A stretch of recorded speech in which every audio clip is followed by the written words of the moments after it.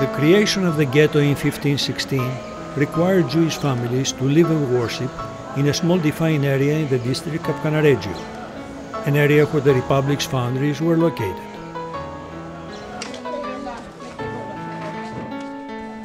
Venice imposed a curfew on the Jewish community and required residents to wear identifying badges.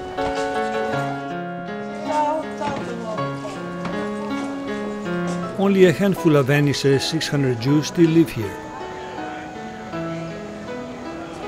Most of the residents today are Venetian Christians.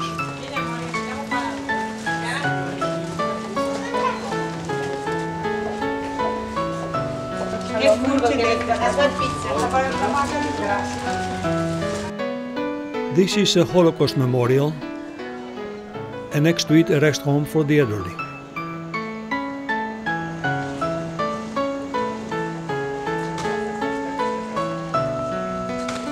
Despite severe restrictions, the Jewish community prospered in Venice. Conditions were far worse for other Jewish communities in Europe.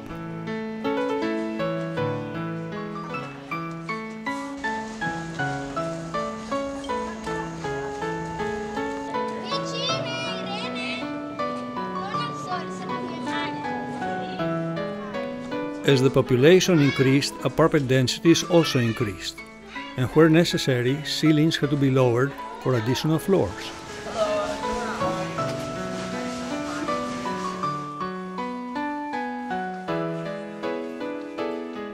This is a top-floor ghetto synagogue.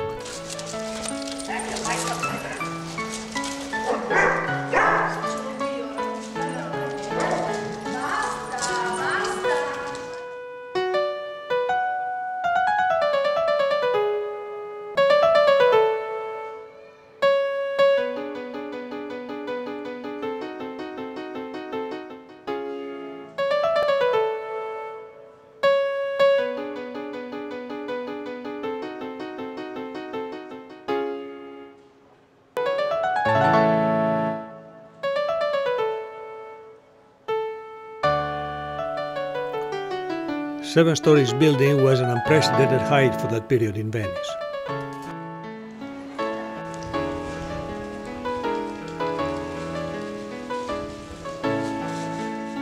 Synagogues were the spiritual heart of the ghetto. There were 5 in all, and 2 are still in use today.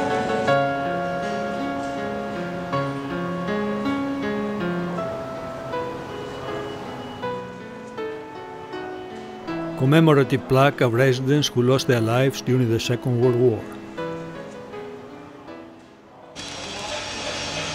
La Fenice is one of the most famous opera houses of Europe. It was destroyed by fire in 1996 and has had similar fate twice before. It is named after the Egyptian mythical bird Phoenix, which is reborn from its own ashes.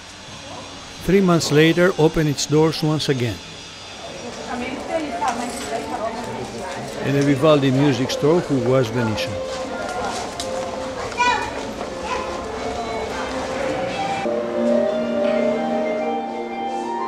In the vitrines of this interesting ticket office, we see musical instruments of 17th and 18th century.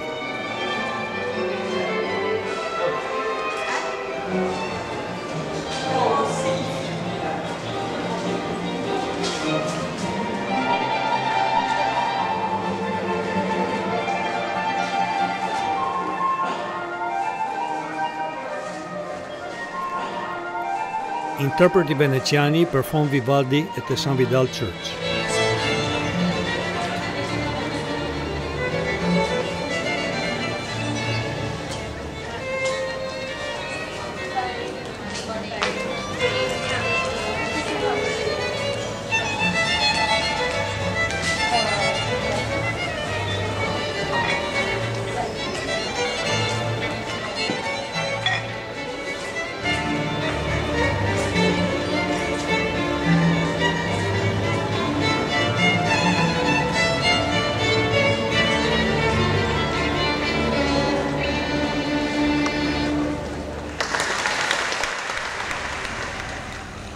Only a few yards away, at the foot of Academia Bridge, I happen on this.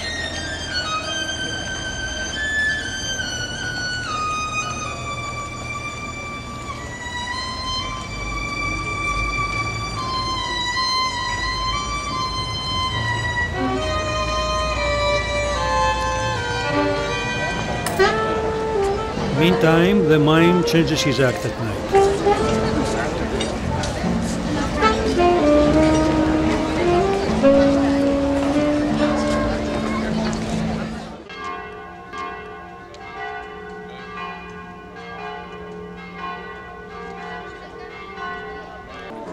In the San Polo district, facing the San Rocco church, we see San Rocco helping the sick. He, much like St. Francis, gave up all his earthly possessions and came to Italy from Montpellier, France, to help the poor and the sick.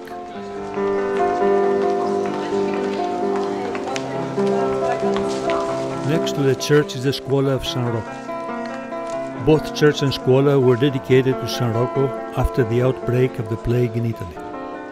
Scuola is a guild dedicated to charity work and spiritual assistance to its members. Tintoretto spent over 20 years painting the Scuola. In the Sala d'Albergo on the second floor, we see a few of his most notable paintings.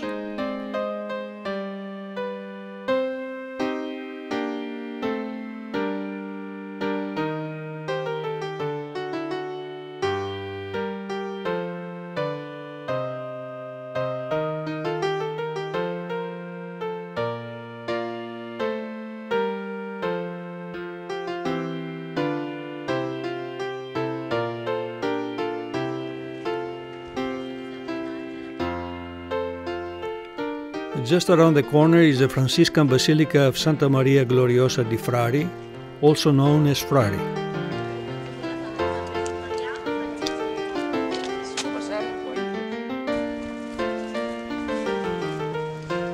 The Franciscans' emphasis on prayer and poverty is in line with the simplicity and austerity of its architecture, both inside and out.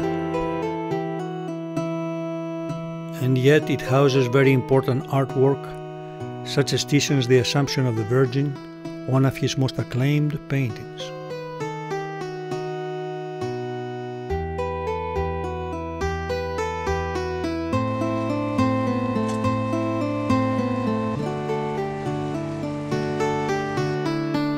Nearby is another Scuola Grande, that of St. John the Evangelist.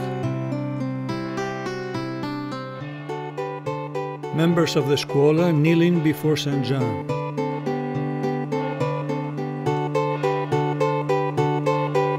The old marble portal is crowned by an eagle pediment, the emblem of St. John.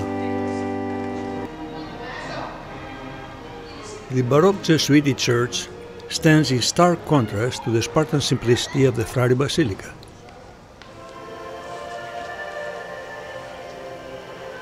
Its interior decor is even bolder, more elaborate and lavish.